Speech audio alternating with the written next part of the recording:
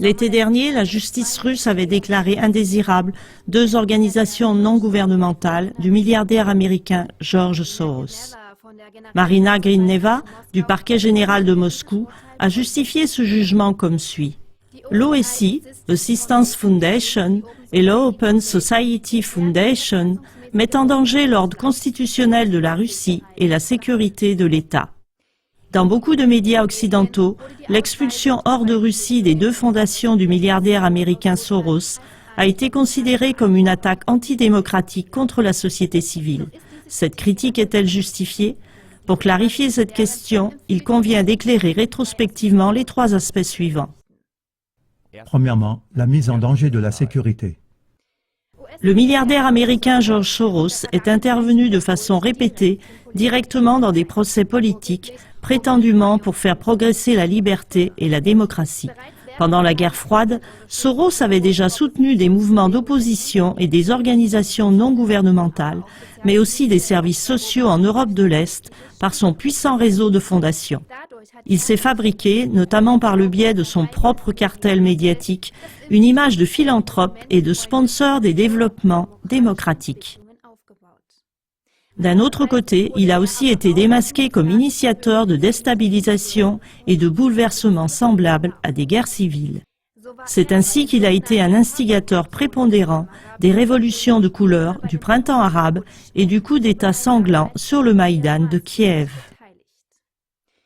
Dans une interview sur CNN en mai 2014, Soros a dit lui-même qu'il a établi une fondation Soros en Ukraine. Celle-ci aurait eu pour résultat au final la chute du chef d'État élu et l'installation d'une junte minutieusement choisie par le ministère des Affaires étrangères. Des manifestants du Maïdan, qui d'ailleurs appartenaient au réseau de Soros, étaient formés et financés de manière ciblée par l'International Renaissance Foundation, IRF, et l'Open Society Foundation. Il n'est donc pas étonnant que la Russie fasse tout pour que cette histoire dramatique ne se répète pas dans le pays. Deuxièmement, les raisons économiques. Pour la Russie, Soros n'est justement pas un inconnu. À ce point, le journaliste germano-américain William Engdahl explique ce qui suit dans son article intitulé « Une petite histoire de la corruption quand des milliardaires font de la politique ». Celui qui est rompu à l'histoire de la Open Society Foundation en Europe de l'Ouest et à l'échelle du monde depuis la fin des années 80 sait que les projets prétendus philanthropiques favorables à la démocratie des années 90 en Pologne, en Russie ou en Ukraine ont permis à l'homme d'affaires Soros de littéralement piller les pays autrefois communistes. À ses côtés se trouvait à l'époque le professeur de Harvard Jeffrey Sachs, qui persuadait les gouvernements post-soviétiques de procéder à des privatisations et à l'ouverture immédiate au marché libre au lieu d'avancer par étapes.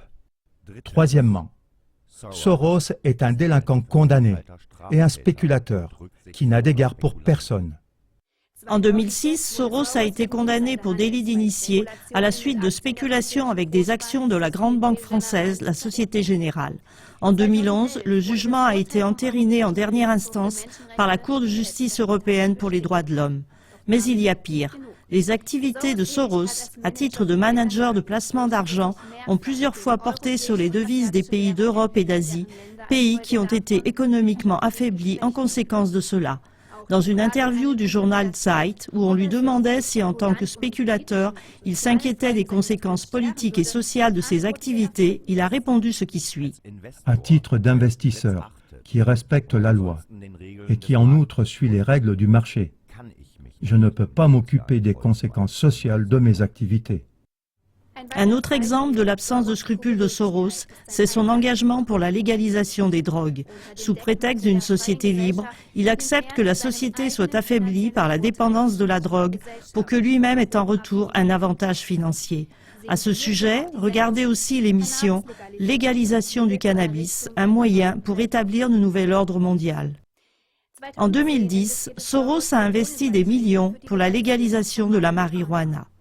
À titre d'actionnaire de Monsanto, une multinationale de biotechnologie qui depuis des années travaille à faire breveter la marijuana transgénique, il pourrait actuellement profiter massivement d'une vague de légalisation. En résumé, cela veut dire la chose suivante.